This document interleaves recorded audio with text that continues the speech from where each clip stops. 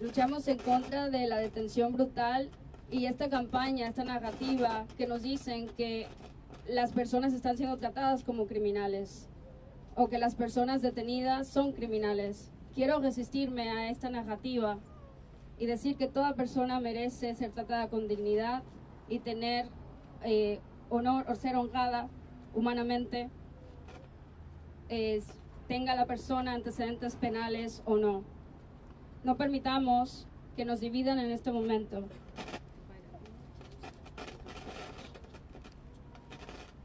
It's time for us to rise up together and lean on rapid response networks, ICE watch efforts, liberation campaigns, the redistribution of wealth to those who are now even closer to precarity, and doing everything in our collective power to not normalize this authoritarian regime of terror. I want to leave you all with a sobering anecdote. One of the members of the families who are present here has not heard from, the family has not heard from them since they were detained on Friday. I tried to meet with them now for several days and have been deprived of access to them.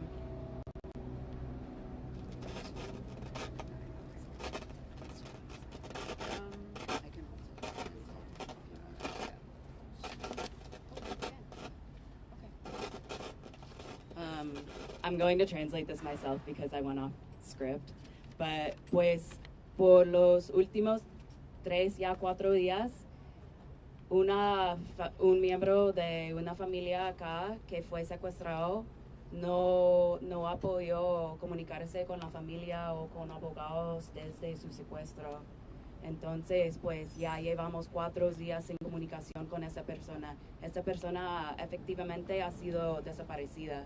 Entonces es algo que nos debe llamar la atención, que la migra está desapareciendo a la gente de nuestra comunidad migrante. So in closing, I echo the demands of the powerful family members that are here today and who I feel honored to stand with. All workers must be released now. All those who were detained over the raids over the past few weeks should be afforded legal representation for their due process rights to be protected. And lastly, ICE must be banned from entering workplaces. Every single person who's here, who's fighting for a life for their family, deserves to have their dignity and their right to labor protected. It's critical that we protect that in this moment and that we rise up against all of the violence that we're seeing. Thank you.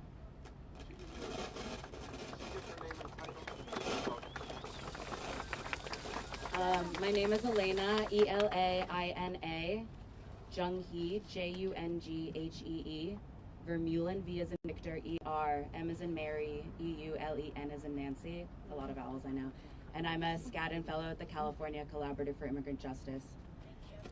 Quisiera rápidamente interpretar lo que dijo al final, que es que para cerrar, que hace eco a las demandas de las familias muy poderosas que están aquí el día de hoy y que todos los trabajadores deben estar liberados ya.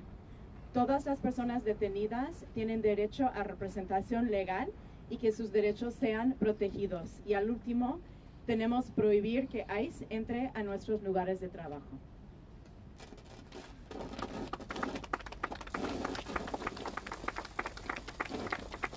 Muchas gracias, Elaine, por ser la voz para nuestros seres queridos y luchar por tener acceso y comunicación con nuestras familias. Sabemos que los agentes de ICE están haciendo lo imposible para delatar el proceso de poder tener información de nuestras familias. Thank you so much, Elena, for being a voice for our loved ones and fighting for access and communication with our families. We know that ICE agents are doing everything possible to undermine the process of obtaining information about our families. Ahora seguimos con Montserrat, una hija que está sufriendo y desesperada por el secuestro de su padre. Now we will continue with Montserrat, a daughter who is suffering and is desperate to find information about the kidnapping of her father.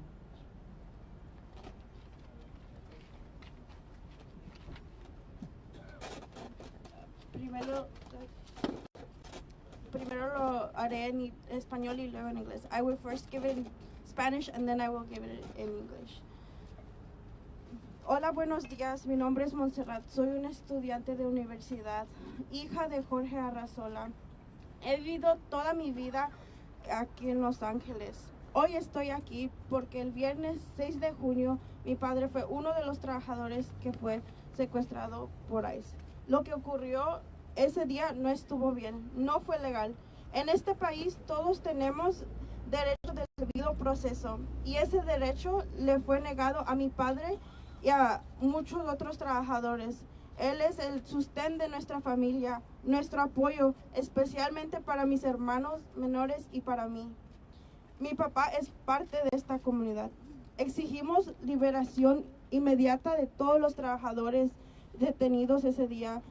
Yo estuve presente durante la redada.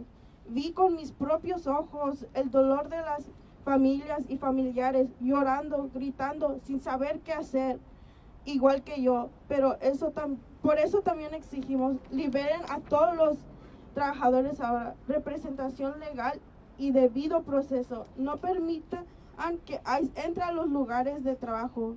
Exigimos que lugares de trabajo que colaboren con ICE rindan cuentas. Exigimos que nuestros representantes locales hagan responsable a los empleadores que colaboran con ICE. Exigimos que el estatus de santuario sea respetado en toda California. No importa de dónde venga una persona, su vida es valiosa y tienen derechos que deben ser respetados. Todas las personas merecen ser tratados con dignidad y respeto. Los Ángeles es nuestra comunidad, pero saber que el Departamento de Policía de Los Ángeles ayudó a ICE a secuestrar a mi papá, a nuestras familias, no es justo. Exigimos justicia para nuestras familias ahora. Hello, good morning. My name is Montserrat. I'm a college student and the daughter of George Arrazola, and I've lived in Los Angeles my entire life. I'm here today because on Friday, June 6th, my father was one of the workers that was kidnapped by ICE. What happened that day was not right. It was not legal. In this country, we all have the right to due process, and that right was denied to my father and many other workers. He is the breadwinner of our family, our support, especially for my younger brothers. My father is part of this community. We demand immediate release of all the workers detained that day. I was present during the raid. I saw with my own eyes the pains of the families, crying, screaming, not knowing what to do, just like me. That's why the families demand free of all workers, legal representation, and due process. Do not allow ICE into workplace. We demand that workplace that collaborate with ICE be held accountable. We demand that our local representatives hold the obstacles that collaborate with ICE accountable. We demand the sanctuary status be respected throughout California. No matter where a person comes from or how they arrived in this country, their lives is valuable. Everyone deserves to be treated with dignity and respect. Los Angeles is our community, but knowing that the police helped ICE kidnap my father and our families is not right. The treatment they received is not right. We demand justice now.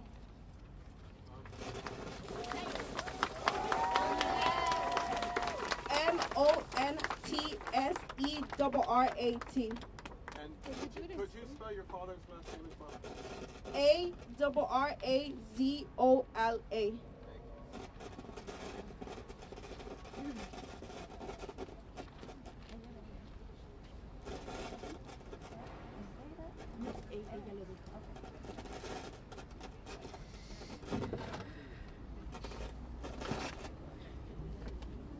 Estamos viendo cómo ICE está haciendo el proceso aún más difícil de poder comunicarnos con nuestros familiares. Estamos notando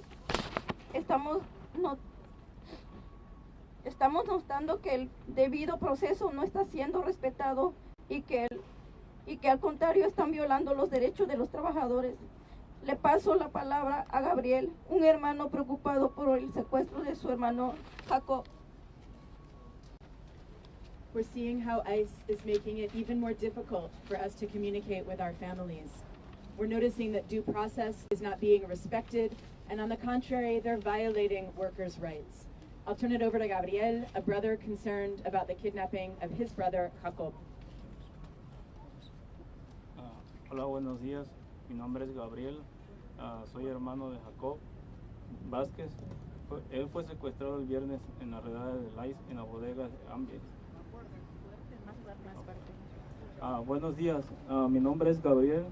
Soy hermano de Jacob Vázquez. Él fue secuestrado el viernes en las redadas de ICE en las bodegas de Ambience. Hello, good morning. My name is Gabriel. I am the brother of Jacob Vázquez.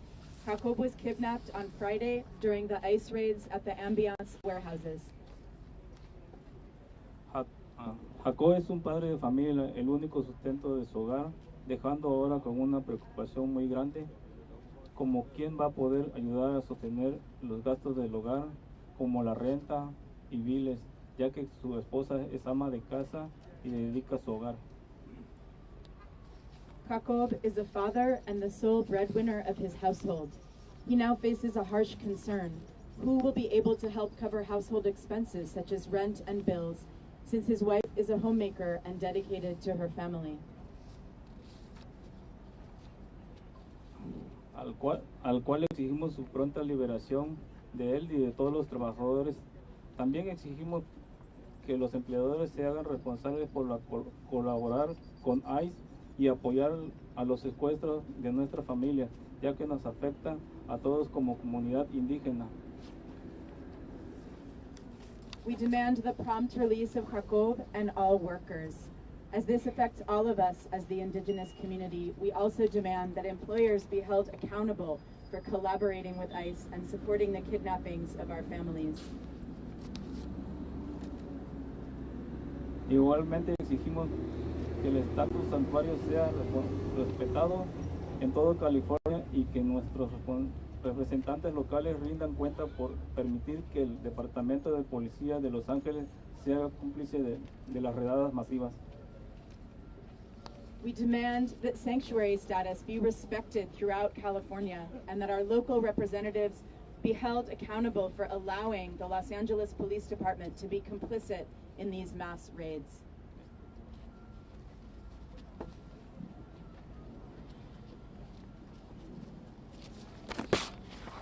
Nuestros hermanos, tíos, padres que han sido secuestrados con el sostén de sus familias que dependen de ellos para poder proveer una vida mejor para sus familias. Yurien, hija de Mario, nos comparte la dificultad que su familia y sus hermanos viven en estos momentos. Our siblings, uncles, and parents who have been kidnapped are the breadwinners of their families. Families who depend on them to provide a better life for their families. Yurian, Mario's daughter, shares with us the difficulties her family and siblings are currently experiencing.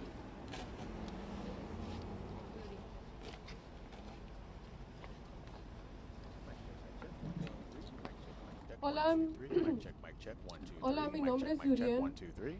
Soy hija de Mario Romero. Mi padre fue uno de las docenas de trabajadores que fueron secuestrados por ICE. Yo y mis hermanos, entre las edades de 4 meses y 20 años de edad, necesitamos a mi papá de regreso con nosotros.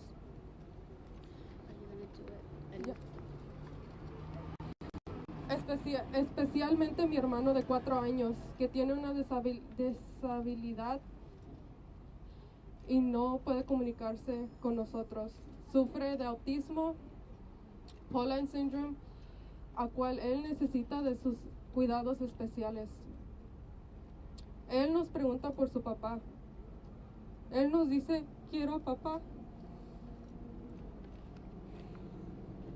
Lo que pasó ese día fue una experiencia muy traumática, a cómo ver a tu papá encadenado de cintura, manos y pies, y sin uno poder hacer nada. Fue una experiencia traumática emocionalmente, físicamente. Mi papá nos apoya económicamente y emocionalmente.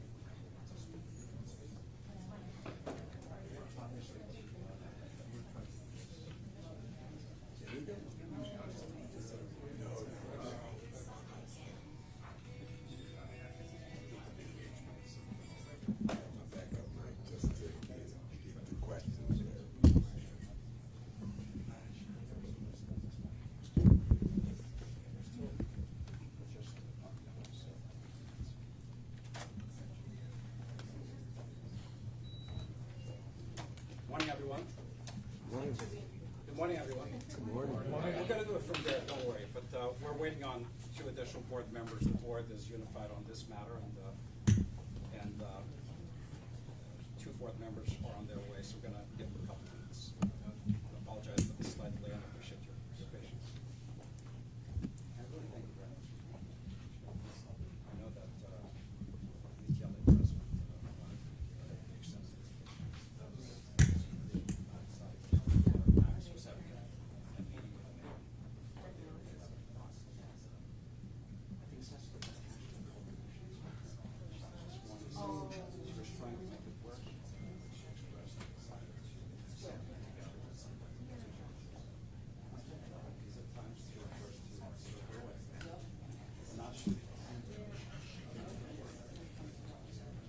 Car, my check, my check, my check.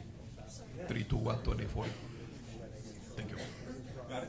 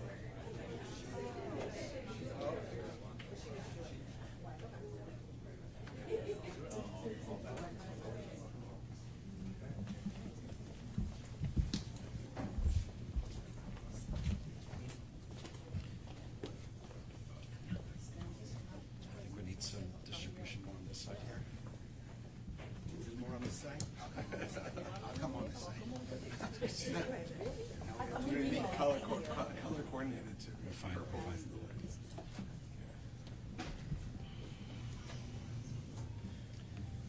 All right, good morning, everyone. If you're ready, we are ready. Cameras on? All right. Thank you very much for coming together under reasonably short notice to address an issue of critical importance in our community and, quite frankly, our state and our nation. As I looked out at the horizon from my office this morning, I saw gray clouds over Los Angeles. Those gray clouds could mean a lot of things to a lot of people. I interpreted them as clouds of injustice, clouds of fear, of intimidation, clouds that seek to scare the best of us into dark corners that for decades we promised ourselves and the rest of our nation we would abandon and prevent those who experience the most fragile of conditions from ever descending into those places. We are one. At Los Angeles Unified, we have a commitment to protect the rights, the opportunities for every single child, every one of our workforce members, and the families we serve. No questions asked. We do so with courageous determination, and for those who doubt it, despite the insinuations or accusations, we stand strongly on the right side of law. We are upholding the law. Every student in our community, every student across the country has a constitutional right to a free public education of high quality, without threat. Every one of our students, independently of their immigration status, has a right to a free meal in our schools.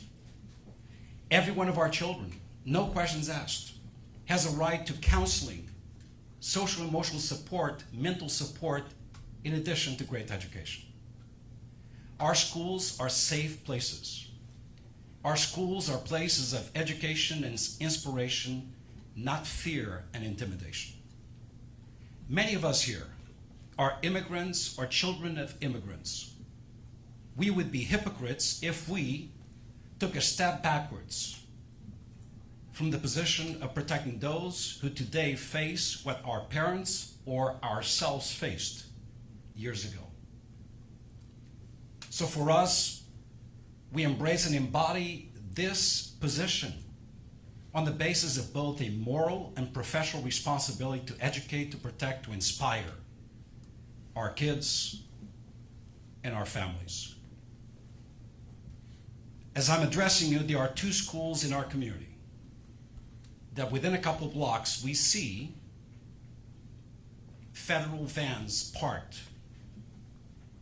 No action has been taken, but we interpret those actions as actions of intimidation, instilling fear that may lead to self-deportation. That is not the community we want to be. That is not the state or the nation that we ought to be. In fact, if those who believe that that is the nation we should become, let's rearrange Lady Liberty. Let's bring that arm down and extinguish that flame, for we're no longer the light for the world. I am proud to reside in LA. I am proud to call this city my city. I am proud of the fact that this board stands united and unified alongside community partners and elected officials in saying, not on our watch. Not on our watch shall people trample over children's rights. Not on our watch shall people be intimidated. Not on our watch shall we succumb to unreasonable pressures for us to do that which is not human or humane or humanitarian. I'm one who believes that as an educator of many decades, we know and understand that public education and democracy are two sides of the same American coin. Undermine one, the other will suffer. That is what's at stake. We will not waver from our responsibility of protecting kids. Let me take a quick break to let you know who's with us today. But I wanted to declare up front what we stand for, the values and principles that guide our work, because none of us disagree over that. I also want to assert that there are many other people who would like to be here today. And I'd like to mention that our labor leaders, UTLA, SEIU 99, were invited. They would have been here, but they are preparing for another event right around the corner. We appreciate their solidarity with us during these trying times.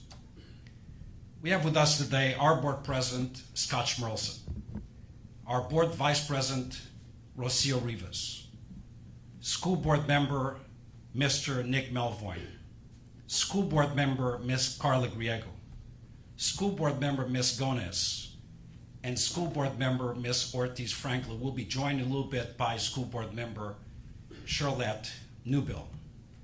We have LA County Supervisor Hilda Solis.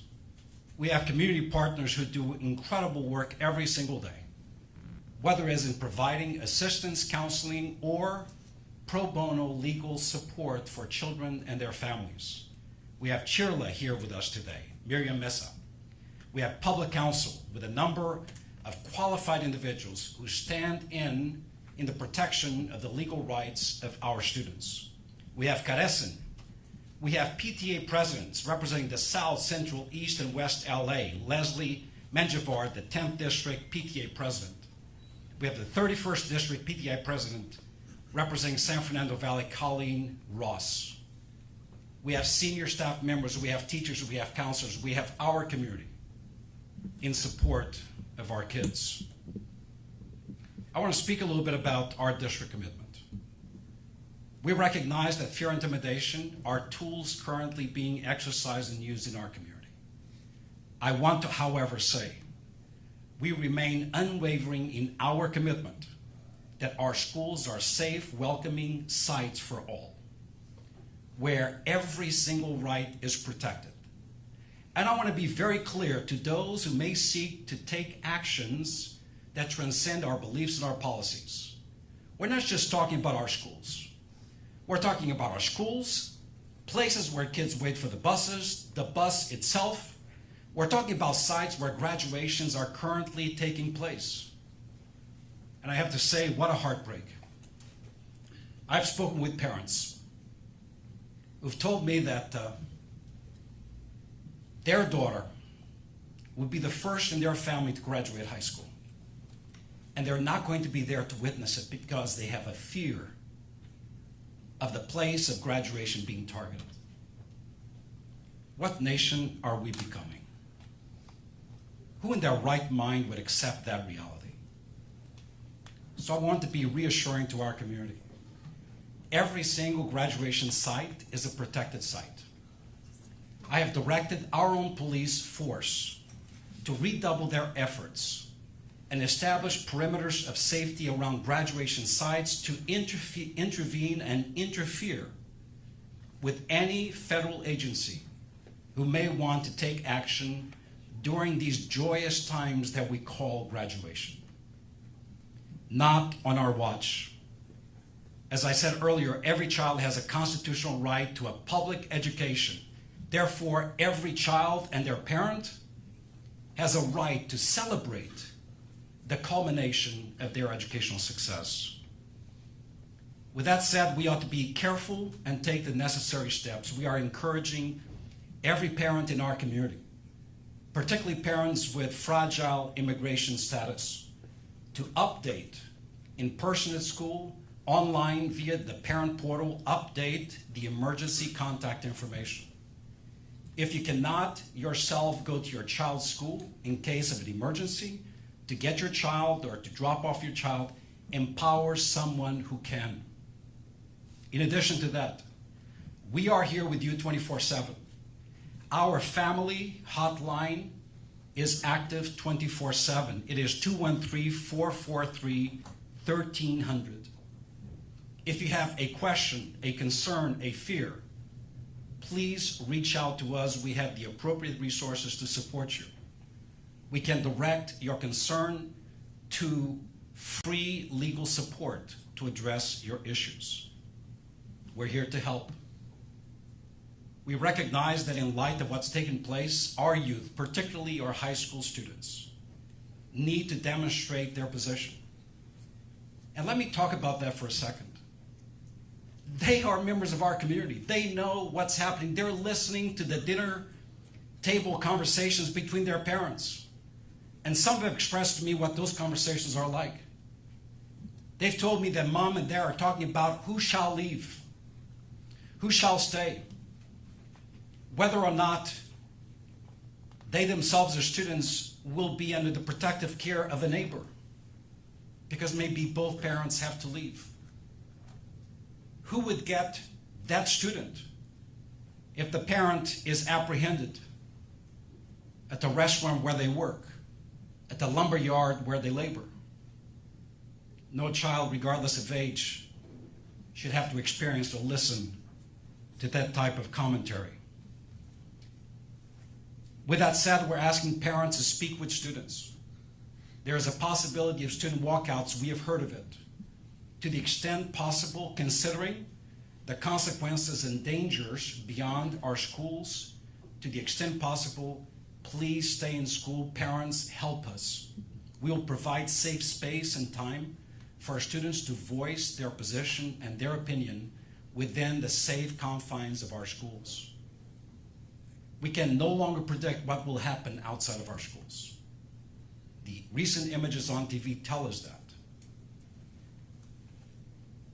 We have mental health resources available to our students, to our parents, and certainly to our workforce. I want to speak directly to the workforce. We often address the students and the parents. Our teachers, our counselors, our support staff are hurting over what they see and what they hear from the children we serve. Their mental health crisis is comparable to the one our children face. Therefore, we have Family Wellness Resource Line open. We also have an employee assistance service for education employees. That means all employees, also open 24/7 support for everyone in our school system. Easy number, 1-800-882-1341. If you feel you need assistance, please call. We have established restorative circles to support students in school. Tomorrow is the last day of school in our grade school system, but soon enough we'll be in summer school. June 17th through July 16th, we will operate Summer of Joy, summer opportunities for all students. I don't want the current pervasive fear to deter parents and students from doing the right thing for their kids. With that said, we are going to amplify the number of schools providing summer school services to reduce the travel time for families on our dime. We will provide convenient transportation, but also as a protective measure for our students, so that parents and kids can avoid what could be a difficult walk to school considering the imminent dangers. We will also open up virtual opportunities for students who may have extreme fear regarding attendance at their neighborhood school. I want to speak a little bit about the graduation and culmination ceremonies. What happened over this weekend could not have happened at a worse time. The lion's share of our graduations are happening today and tomorrow. In fact, over 100 graduation ceremonies between today and tomorrow. We will protect every parent, every child, every workforce member. We've instructed our principals to not create lines, to not restrict access. As soon as they come, they will enter the venues where the graduations are taking place, reducing the risk for them while on the street waiting to get in. We also have authorized the principals to allow parents to remain at the venue for as long as it takes, should there be any immigration enforcement action around the area where the graduations are taking place. And as I said earlier, we have deployed operations personnel and our school board police to establish perimeters of safety around graduation sites and schools where federal actions are being detected. Where possible, we have stood up Zoom opportunities for parents to be able to witness the culmination of their children online. And lastly, we want to ensure that after the ceremony, the protected pathway for parents is also maintained safe. And that is why our school board police will remain on site for as long as necessary. Lastly, I want to speak once again about our summer school program. Last year, every grade level, every subject area saw significant improvements in terms of performance. This is not public yet, but I'm going to make a prediction today that the improvements of last year will be obliterated by the performance of this year, notwithstanding the fires, the shutdown, and the immigration woes and fears experienced by our community. That's because what we're doing works. The commitment of our teachers, our support staff, our principals, our parents, it's working. And part of that solution resides with the experience of summer school. The current fears could not undermine our summer school program, during which time kids receive academic acceleration, support, enrichment, but also food, nutrition. We cannot deprive our kids of their absolute rights to education and food. Therefore, we will go forward with a month-long summer school program with all of the protective measures I described up until this point. I spoke with Mayor Bass late last night, and we are, and I will not get into the specifics, coordinating support systems and protection for our kids, including expanded transportation. I have communicated with the governor about what must be done to continue to protect our schools and necessary waivers should we see significant impacts to attendance going into summer school or next year. And we have extreme support from both local, state, as well as our congressional delegation, who have declared in a very aggressive way their support for Los Angeles Unified. So with that said, and before I go into Spanish, let me introduce and bring up our president of the school board, Mr. Scott Schmilson. Thank you. Thank you so much, and good morning, everyone. That was a very comprehensive report, Superintendent. Thank you so much. I feel assured that our kids are going to be safe. So, you know, this is graduation time. This is supposed to be the happiest time for our kids and their parents. And it's a very sad time. But we have to remember, too, our kids have accomplished a lot. They are graduating, and I try to keep a positive attitude that this is graduation time, and hooray for the kids. I really appreciate that. Well, first and foremost, we stand with every student who comes to our schools, every single student.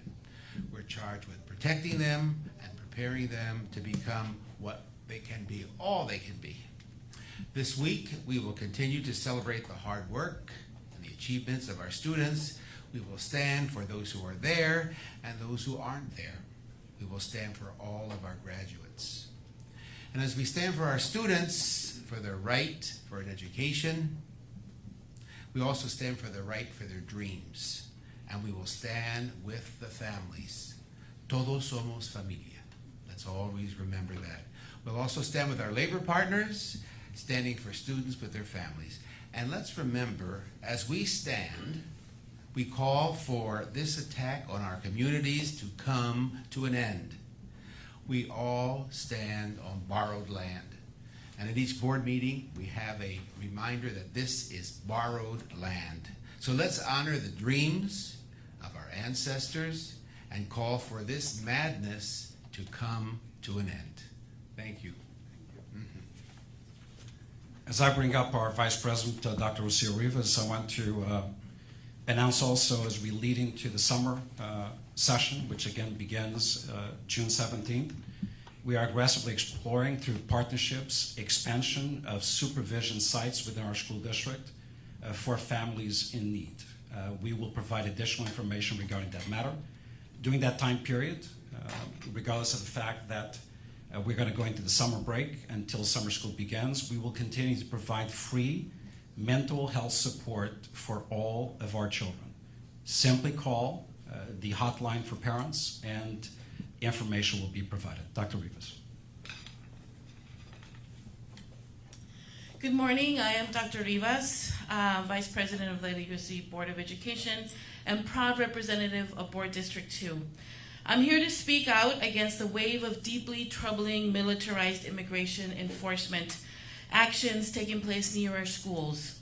Actions that are unjust, destabilizing, and simply unacceptable, and deeply harmful to the students and families we serve. In the past few days, escalated ICE-related activity has been reported in Boyle Heights, MacArthur Park, Lincoln Heights, Pico Union, Cypress Park, just to name a few. These are communities of resilience and hope, places where generations have worked hard to build a better life. And yet our families are now forced to live in fear, looking over their shoulders on the way to school or their child's graduation. This is just simply wrong. It is also very, very cruel. Graduation season is sacred. It is a time of celebration, not intimidation. It's a time for honoring student achievement, not inflicting fear. Sending ICE into our communities during this moment is a deliberate act of fear-mongering.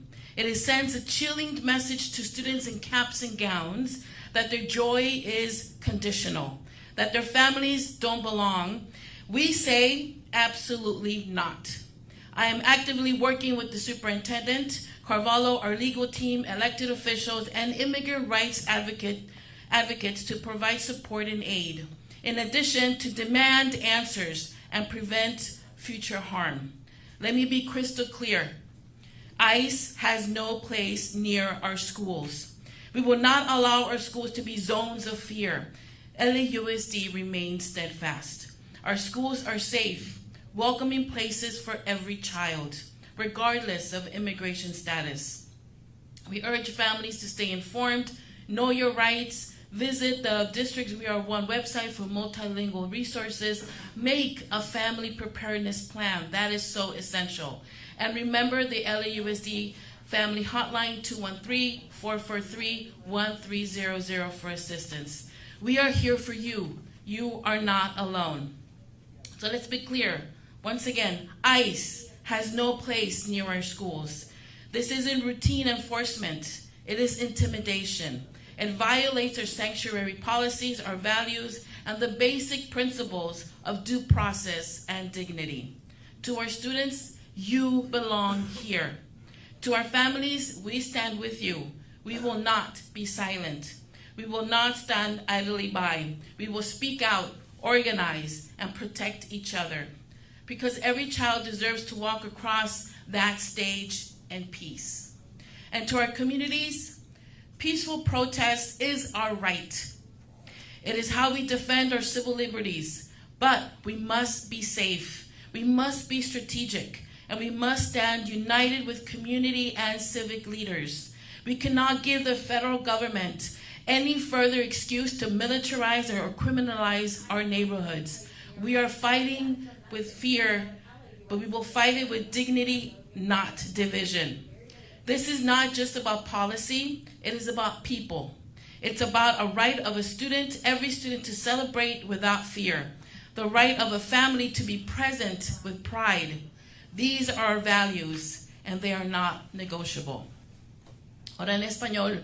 Buenos días, soy la doctora Rocío Rivas, vicepresidente de la Junta Escolar de LAUSD y orgullosa representante del Distrito 2. Estoy aquí para denunciar una serie de operativos de inmigración militarizados profundamente preocupantes cerca de nuestras escuelas. Acciones que son injustas, desestabilizadoras, simplemente inaceptables y extremadamente dañinas para los estudiantes y familias a quien servimos. En los últimos días se han reportado actividades relacionadas con ICE en Boyle Heights, MacArthur Park, Lincoln Heights, Pico Union y Cypress Park, entre otros.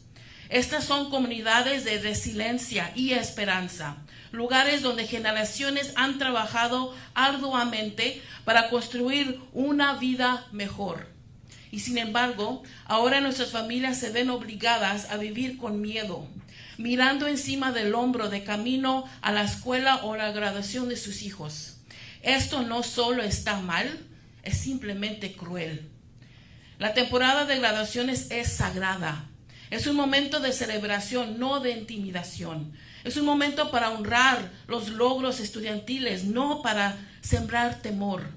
Enviar a ICE a nuestras comunidades durante este tiempo es un acto deliberado de intimidación. Envía un mensaje escalofriante a los estudiantes en toga y birrete que su alegría es condicional, que sus familias no pertenecen aquí. Y nosotros decimos absolutamente no.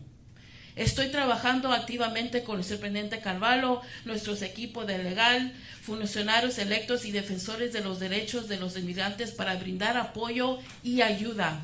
Además, para exigir respuestas y prevenir futuros daños. Déjenme ser muy clara.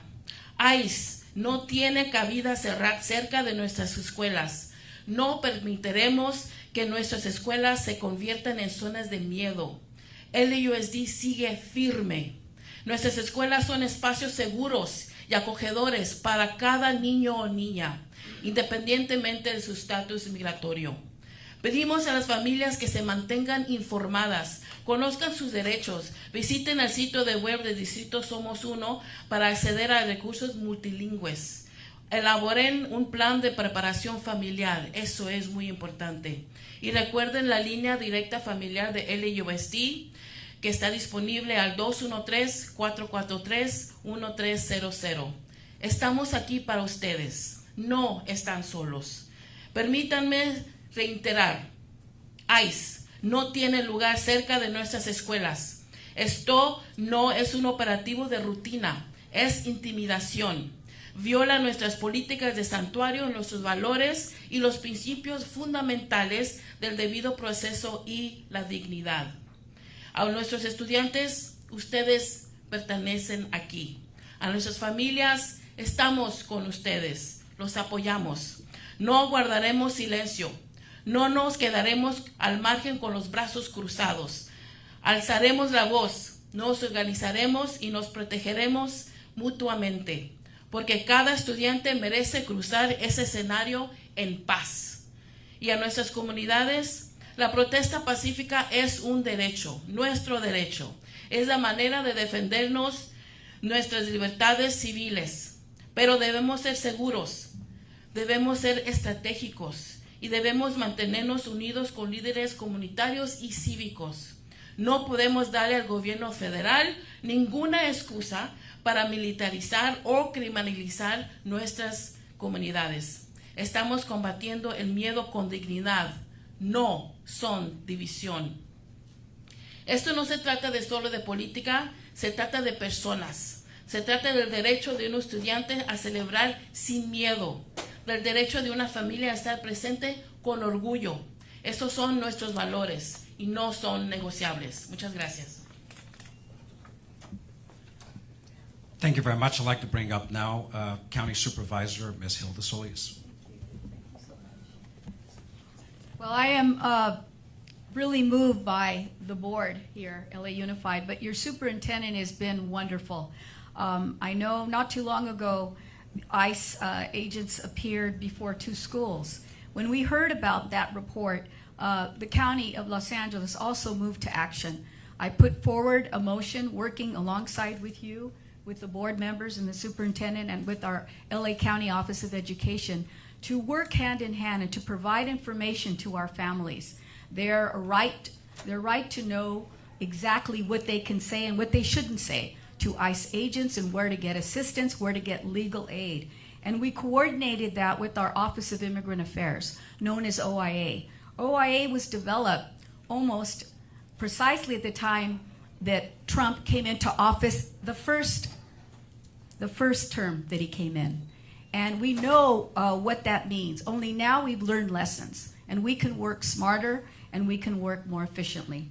I would just say to you that our communities here that we all represent, some that have been described by Dr. Rocio, that I represent, we were terrorized to see last Friday 7 different raids that occurred in workplaces, in restaurants, and out in the street. And for me, what I understand is that in many instances, they may be going out for one individual, but it doesn't matter to them if there are other individuals there that could be swept up. And I call that collateral damage. And that's exactly what they're doing. That's the kind of fear that ICE and Homeland Security is instilling in our communities. And I've seen this before, where families were ripped apart at the workplace, were not able to come home, and their children were left alone. how mortifying that is. And yes, our parents have to have a plan. Unfortunately, to have that subject matter addressed, it is important. But it's also important to call on our legal aid, assistants and friends that are here. I know our CBOs, Carecen is here, Public Counsel, Chirla. We also have set up a legal defense fund. We've already set aside, through a motion I carried, $5.5 million. And we hope to collaborate with the City of Los Angeles to get another $1 million or maybe $2 million. Hopefully the governor can also weigh in and provide more assistance, because clearly this is going to be something that is going to go on as long as Trump is in office. And we know that we can't relent. We have to be vigilant. But like you and many other people, I'm very concerned that there may be young people and people that are exercising their right, which they should, their First Amendment right, but that to also understand that we are here as a community, not to destroy our community, to build upon it, to be resilient, to be strong, and to have pride in our culture, in our families, and to do it with, as they say in Spanish, be pacifica. Just do it in a way that you're not going to bring harm to yourself, to your family, or to private property. Because this I do know, when there are criminal activities, unfortunately, people will pay the consequences. I don't want to see our young people or anyone being taken away because they did not think about the consequences. So we as parents, we as elders and others in our community need to give that information to our youngsters. Today is what, the last day of school. They're going to be tomorrow. Tomorrow's the last day of school. A lot of our young people are going to want to do something. They can come to school maybe, or gather with friends and develop posters to put their emphasis, their fear or their courage or their pride, so people can see that and walk on our streets, because that is what we provide by our Constitution. But I will say this to you too. Nobody should take away our right to an education. Our Constitution was founded on that principle alone. And parents are welcome here in our schools throughout the County of Los Angeles and here at LA Unified School District. And I want to say to you that we are here, the County of Los Angeles, to work side by side with you and to help empower our community. Today should be, and tonight and tomorrow, a festive occasion. For many of these students who have struggled, as was stated, some are the first in their family to graduate from high school ever. What does that mean if they feel that they can't show up with their parents or their grandparents to feel that pride, ese orgullo que tenemos for our children? People shouldn't be able to rip that apart, and that means the federal government. And they don't have any business in our classrooms. They shouldn't have any business in our schools. They should not have any business in those safe places, including our libraries, our courthouses, and all those institutions that provide safety and protection to our families. So I applaud you, we stand with you, and muchas gracias. Thank you. Thank you very much. Board Member Nick Melvoin. Thank you, Superintendent, and thank you for your continued courage in telling your story and standing up for our kids and communities. As you've heard, this is supposed to be a week of celebration for our school district and our city as we celebrate graduations and culminations and the hard work of our kids and their families to get them there. And instead, this is a week of fear and anxiety and talking again about Zoom graduations. And I'm here in part to say that this is happening all over our city. I represent the west side of Los Angeles and the West Valley, and last night had to watch in horror a video of a student at a West LA elementary school cry and yell into the abyss as his dad was picked up at a car wash in Westchester.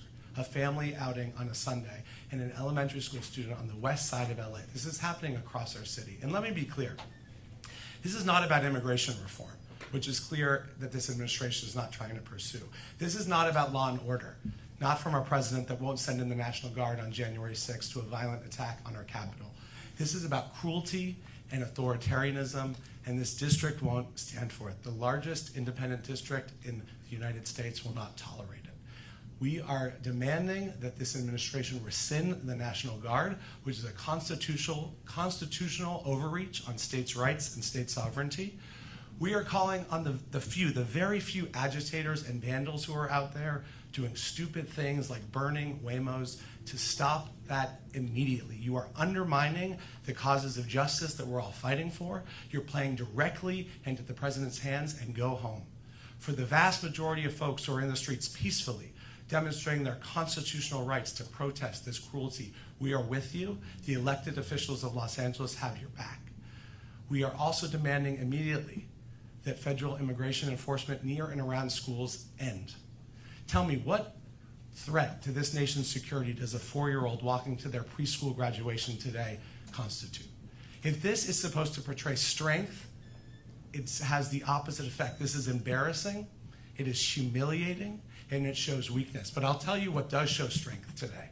The hundreds of thousands of students and teachers and support staff who are in schools, despite these threats, despite this culture of fear, to learn, to graduate, and to make sure that tomorrow is better today. And we are here as a board to stand with those students and with our community to ensure that schools remain our civic cathedrals and will protect our students' rights to their future, to their education, and to the ability for them to walk to school and walk to their community without fear of reprisal. And as all of us, I think, will go from here to speak at commencements and graduations today, and we tell our students that we need them to graduate now more than ever with their vision and their passion and their compassion and their vote, that it will now be true, more true than ever. So thank you.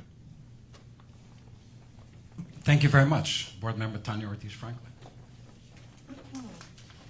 Thank you. I'm Tanya Ortiz-Franklin, proudly representing South Los Angeles and the Harbor area, including Florence, Firestone, and Watts, that have seen immigration enforcement activities as well and haven't had as much media attention. So thank you for telling our stories and making sure that our students' and families' voices and experiences don't go unheard.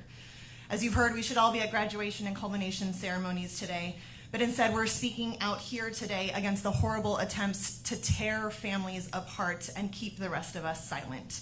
It's painful that we're encouraging schools to stream graduation ceremonies online so that parents don't have to choose between watching their child cross the stage and seeing them the next morning. This isn't about keeping our families safe.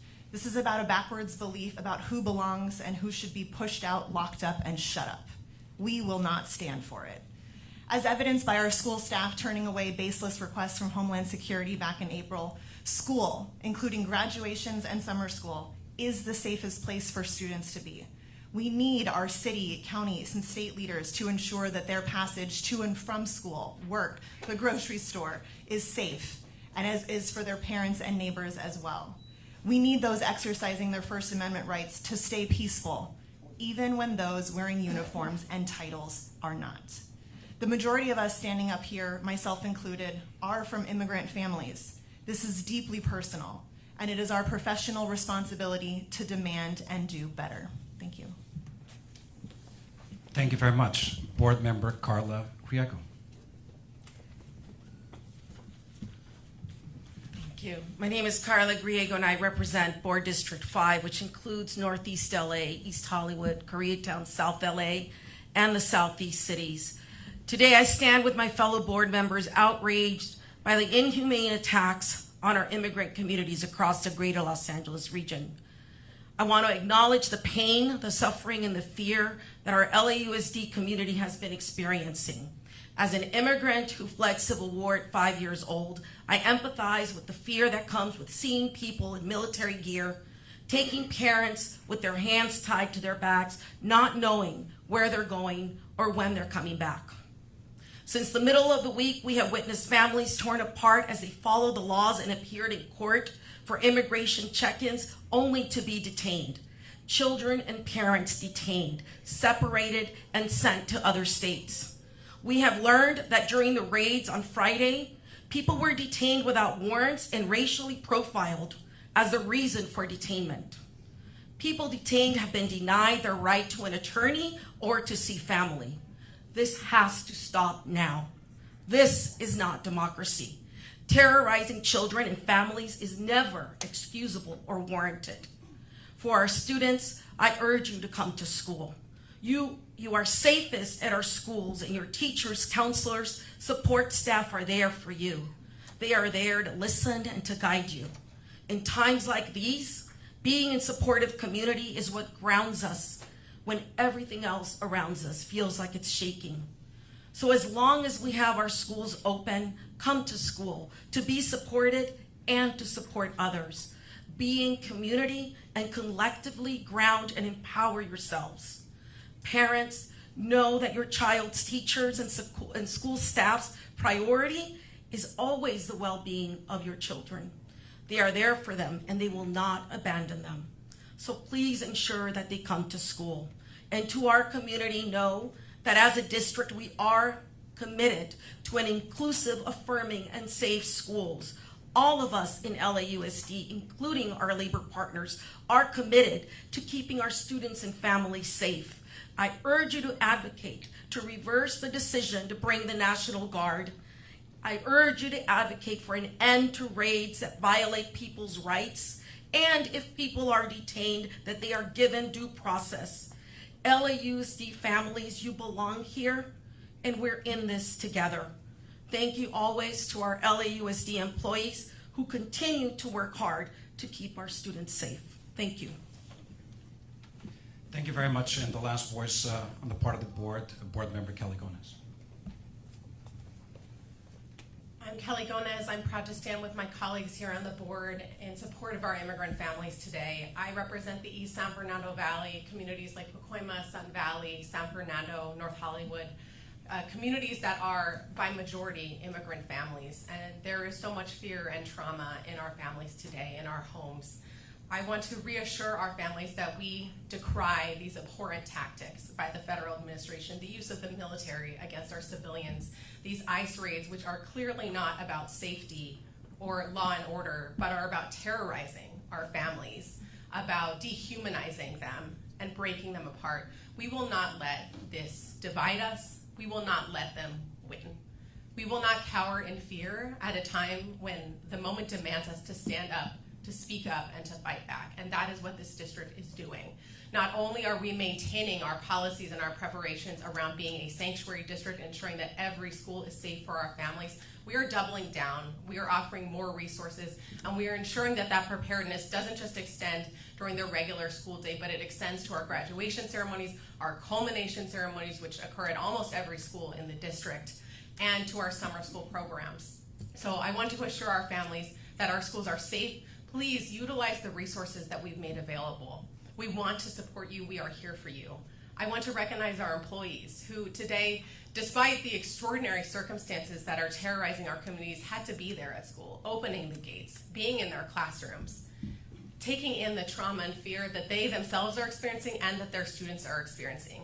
Today, our educators are providing a safe space for our children here in Los Angeles at a time of unparalleled fear. So I want to recognize them and thank them. That will continue during summer school. Not only is it about learning, but it's about providing a safe space to be in community with your peers, with our families, to receive food, to have safe shelter. So please utilize the resources that are available to you. We stand for our families, and we will not back down. Thank you. Thank you very much. I'll provide some brief remarks in Spanish and then we'll entertain your questions. Estamos pasando días muy difíciles en nuestra comunidad, pero nosotros como inmigrantes o hijos de inmigrantes tenemos una responsabilidad moral y profesional de proteger a nuestros niños, proteger a nuestras familias, proteger a nuestros empleados. Es un deber constitucional. Nuestros niños, independientemente de su estatus de inmigración, tienen el derecho legal de asistir a una escuela pública aquí en nuestra comunidad y por nuestra nación.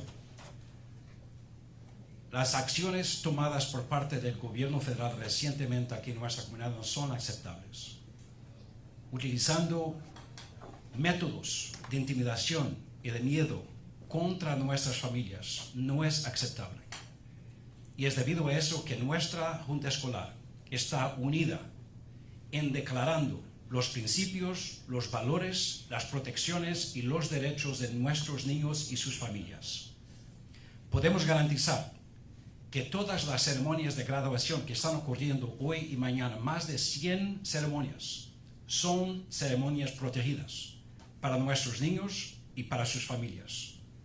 Vamos a tener agentes de nuestra entidad de policía, de nuestro sistema escolar, para proteger las graduaciones. Importante para nosotros también es la protección de nuestros niños durante la escuela de verano. Una oportunidad escolar que empieza el día 17 de junio y culmina el día 16 de julio. Para todos los estudiantes, muchos de ellos que dependen de los programas de enriquecimiento, pero también la nutrición que nosotros ofrecemos gratis para todos nuestros estudiantes. Vamos a proteger a nuestros niños, vamos a abrir más planteles escolares, vamos a amplificar el proceso de transportación para nuestros estudiantes y vamos a continuar a proveer asistencia mental y socioemocional para nuestros niños y nuestros empleados y también nuestras familias, considerando el nivel de trauma, de miedo, de opresión y de temor que en este momento existen en nuestra comunidad. Nosotros no tenemos miedo. Nosotros no vamos a abandonar nuestra posición de protección a nuestros niños y a nuestra familia.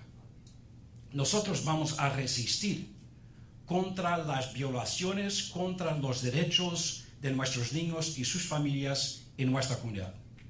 Somos Los Ángeles. Somos Los Ángeles unificado, un sistema unificado, con una población estudiantil, con familias y una fuerza laboral unificada. Y es por eso que las acciones tomadas por esta Junta Escolar y la protección que vamos a continuar a ofrecer a nuestra comunidad van a representar un ejemplo para nuestra nación.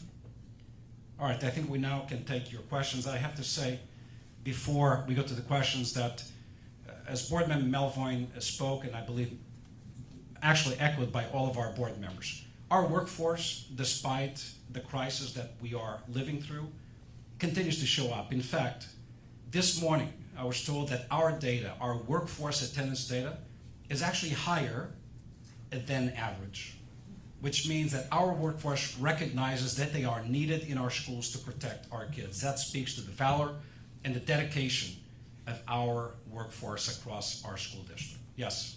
Superintendent, at these graduation ceremonies, you indicated that there would be school police, and again, pleasure seeing you again, sir. Are you concerned about ICE agents possibly storming those graduation ceremonies and clashing with school police? I think that would be a preposterous condition, but then again, we have seen preposterous actions taken recently by this administration. We are prepared for everything, and as I said, we do not stand alone. My conversation with Mayor Bass last night resulted in a great deal of collaboration that will not go into specific details, so to not compromise the perimeter of safety and the precautions and protocols that we have agreed to. I hope a situation like that will not occur, but then again, I certainly would have hoped that militarized equipment would not be seen on the streets of an American city. I'm talking about anyone who abuses and overuses their legitimate power. And I believe that the actions we have seen exceed in scope the reasons articulating for their presence here. And that is just not acceptable. Look, I'm a professional educator. So as I said, I don't have an excuse or an option. And if I did, I would not avail myself of them. I have a professional moral responsibility to protect our kids, protect our workforce, ensure the sanctity, the protection of our buildings and their extension. That means the school buses, the transportation of kids to school, and graduation ceremonies. Nothing should interfere with that, and I will put my job on the line to protect a 5-year-old, an 11-year-old, an 11th grader, or a soon-to-be graduate of this Los Angeles Unified. I already began to get the threats, as I'm sure some folks here have received, from high-level entities. Come after me. Don't go after my kids. We will resist that, and that's where we draw the line. You mentioned attendance was impacted. Do you have specifics on student attendance decreasing? And then the second question, you also spoke about walkouts. Are you saying you're advising against walkouts? So staff attendance is actually higher than average staff attendance throughout the year. In fact, we compared the next to the last day of school for this year to last year's, and our staff attendance is significantly higher at this point than it was last year. which speaks, as I said, to the determination of our workforce. They know how important it is for them to be present, to protect, safeguard our kids.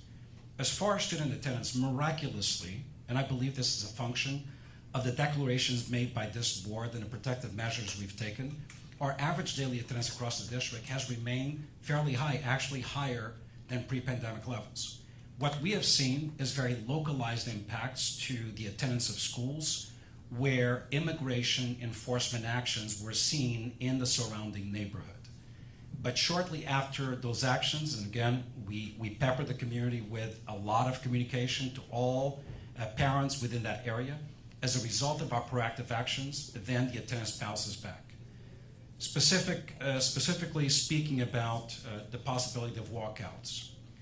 Look, over the years, over decades, LA is known as a community that speaks its mind, fights for its rights, demonstrates its opinions. And we as an organization value that, we encourage that. Not just because it is a constitutionally protected means of communication, but because it actually adds to the vibrant nature of our community. With that said, we're not talking about the possibility of students walking out into necessarily safe conditions. There are militarized entities within our community. There is a redoubling of police force in our community. And as was stated by some of the individuals that spoke just a bit ago, despite the peaceful nature of most of the demonstrators, there are some entities that seek to disrupt and engage and embrace violence, which is not acceptable at any level. We do not want our kids to be in the middle of that. So for their own protection, it is much better, and I'm appealing to parents, and we actually extend a communication to our principals to convey to their students that we will offer safe space and time within our schools for students to demonstrate, to protest, to communicate their feelings and their emotions about what is happening. I want to remind everyone, our kids, and a lot of the individuals who are being picked up off the streets and disappeared, we're talking about the same entity. These are often the parents of our children. So we have to understand the frustration, the fear, the anxiety, and the need for them to declare and demonstrate how they're feeling. It is their parents, it is their uncles, their grandparents, and that's just not acceptable. Superintendent Carvalho, Mariana Dale at LAS, you mentioned that there were federal vehicles within eyesight of 2 schools.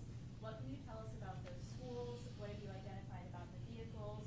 And is this something that's currently happening? It's happened a number of times over the past, actually since those Homeland Security agents first approached those 2 elementary schools a number of weeks ago. We have detected every once in a while the presence of unmarked cars or government vehicles. Once approached, the vast majority of those entities left. So our staffs are trained. They know that without a judicial warrant, no one is welcome into our schools. They also know that within the perimeter of school, particularly where buses pull up, where parents are dropping kids off, it's less than adequate. So we have politely asked reason as to why they would be there, and if they fail to provide a reasonable explanation or fail to provide the appropriate documentation, such as a judicial warrant, we politely ask them to leave, and thus far they have left. Today, we saw this happen at 2 schools, and they were not right in front of the school. They were about a block away, but they were noticed, and the parents did what we've asked them to do, is they bring this information to us. So we've deployed our own police officers to establish a perimeter of safety around the school to send a clear message of protection for our kids. What does that mean, perimeter of safety? So our model of police deployment in our school district is we have roving patrols throughout our entire district. We are intensifying those patrols to ensure that if any type of immigration action is detected near a school, we deploy those officers in their police cruisers, more than one, to continue to circle the school, have one parked in front of the school, 1 or 2 around the school to ensure that any action that's detected does not interfere with students' ability to reach school or their parents with the ability to drop them off at school. And an estimate on how often this has happened? I can tell you that since those, including those 2 schools that were targeted weeks ago, we've seen this type of action, including the incidents today as well, at least 6 to 7 times. And one more question. What do we know about students that have either been directly impacted by immigration enforcement action or who have immediate family members or people in their household? Do you have a sense of how many students? So we have, thank you so much for that question. We have better data that speaks to your first question than the second one. I can tell you that we are currently tracking and providing legal support via our partners to 6, maybe 7, unconfirmed to 7 students whose families were impacted by raids. We are aggressively monitoring and providing assistance to 1 student, and I will not get into the details because of federal confidentiality and privacy protections.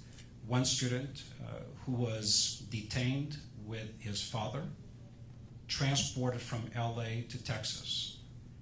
And I know you know that it's not been very easy to obtain information from federal entities or to establish contact with adults or minors who have been taken by federal agencies. But in total, 6, maybe 7, we have 1 unconfirmed case of students and or families that have been targeted. It is very, very difficult to assess at this point how many in totality, particularly adults, because in many instances, parents are afraid to report. If you are of unstable immigration status and somebody was picked up, you don't necessarily volunteer information because you may feel that you're next. I understand that in most cases, they're not going to people's homes. They're going to places of work where people congregate, parking lots. That's where the actions are taking place. One of our biggest concerns is that a child leaving school may not have someone there to pick them up because that single parent or the parents were picked up.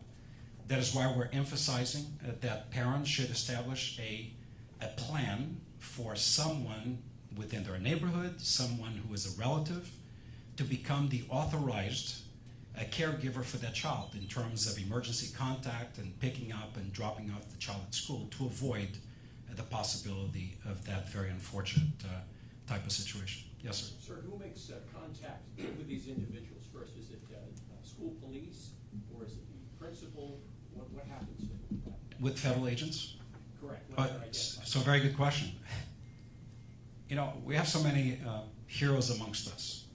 I can tell you that front office staff has made that contact. I can tell you that police officers have made that contact. I can tell you that principals have made that contact. It's anyone in the school, for everyone in the school has the responsibility of enforcing our policy. And everyone at the school has been trained on how to deal with these types of situations. So I can tell you that any type of employee, regardless of rank, has been trained, prepared, and has actually demonstrated the ability to intervene and interact with these individuals. Principals, police officers, front office staff, clerical staff, they've all played a role and they've all had direct contact with these individuals. So some of them have been approached by school police officers? That is correct. That is correct. In fact, our protocol, should anyone approach our schools or be within the vicinity of schools, is that our operations division is called. Secondly, our police division is called, and our legal department is also called. So we have a multi-pronged approach to deal with these issues. The police immediately deploys to the school, and it is the police who we prefer be the point of contact with federal law enforcement entities. Okay, last question over here. I'm wondering if you could talk about the situation that came up with Gratz Elementary, where there were a lot of rumors that there was ICE enforcement about to happen. Was this based on something that actually people did see, maybe vans in the neighborhood? If you could talk about the danger of these rumors and how they happen, and then I have one brief follow-up after that. Sure. So Howard, what I can tell you is that we have not been able to confirm the rumors and the reports that we got about either the intent to or the intent to interfere with the event that was taking place, or immigration enforcement action in that immediate area. We've spoken with the principal, operations, we've investigated it, and all of the reports that came back was that no such event happened. What is possible is considering the level of fear and awareness in our community. If you see 3 unmarked vehicles, 3 minivans, 3 SUVs driving through a neighborhood, obviously you're going to suspect that that may be a possibility. We believe that that may have been the case. And would you want parents, students, maybe to report through the Lacer app? I mean, how is it that what's the best way for people to get the message to you and to the school police about activity around their school or in their neighborhood? Very, very good question. So we have a process and protocol of communication that relies on redundancy. So whether a parent contacts the family hotline or LASAR or the police department or their own school, their information is going to end up in the very same place. So any one of those outlets is a good way of providing information to our system. What we tell parents is use the format, use the tool that you feel most comfortable using. If you want to pick up the phone, it's fine. If you want to go into parent portal and use the parent portal to convey that information, it's fine as well. If you want to speak to your child's counselor, assistant principal, or teacher, it is fine. If you want to call LASPD, that is fine too. It is redundant. All of that information goes to the same headquarters for processing and immediate action. And I never like to leave a question unanswered, as long as it's a good one. From you, I know. I just want to make it clear, because President Trump has made it clear that anyone who interferes with what ICE is doing is subject to be arrested or to be in deep trouble. So with your school police around these campuses, especially during these graduation ceremonies, are they instructed to prevent ICE from storming the ceremony? Hopefully they won't do that. But what's the protocol? The protocol is a simple one. Schools and extensions of schooling, such as school buses and graduation ceremonies, are all treated in the same fashion. They are all beneficiaries of constitutional protections extended to students regardless of immigration status.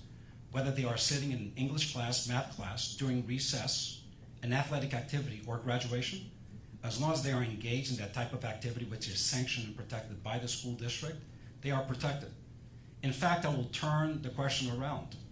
Is it not the breach of constitutional law if, in fact, a child's educational process is interfered with, regardless by who?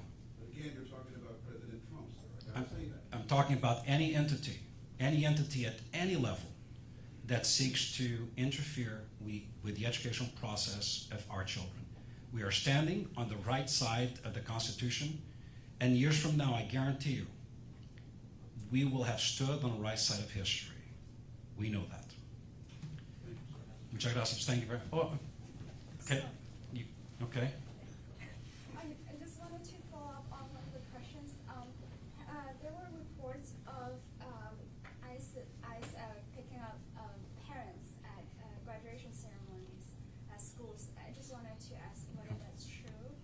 And, we have no such reports. In fact, as Mr. Bloom asked, there were reports, unsubstantiated reports, that there was immigration enforcement actions taken at a graduation ceremony, culmination ceremony, that has proven to be inaccurate.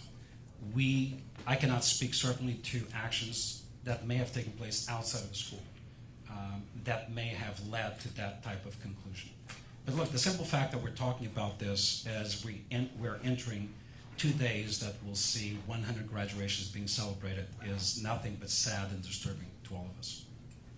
Just the city of Huntington Park has confirmed that there's staging Border Patrol agents outside Huntington Park High School right now, right across Home Depot, and the 10:30 dismissal graduation appointment from ES Elementary, Miles Elementary, who was the host of Huntington Park. The parents, we got some calls from Televisión that they feel trapped to come out. So it's been confirmed by City of Huntington Park. At this point, what do you tell those parents as they want to come out of that high school? Right. So as I said earlier, not only did I instruct our school officials to allow parents in as quickly as they arrive at a culmination or graduation ceremony for their own protection, we are also allowing parents to stay in place as long as necessary to avoid that type of encounter with federal agents. I'm getting word that the H High School was on lockdown this morning. Is that just a rumor? Did that happen this morning because of the immigration enforcement that happened? That is correct. That is It wasn't correct. lockdown. Correct. And it's no longer? Correct.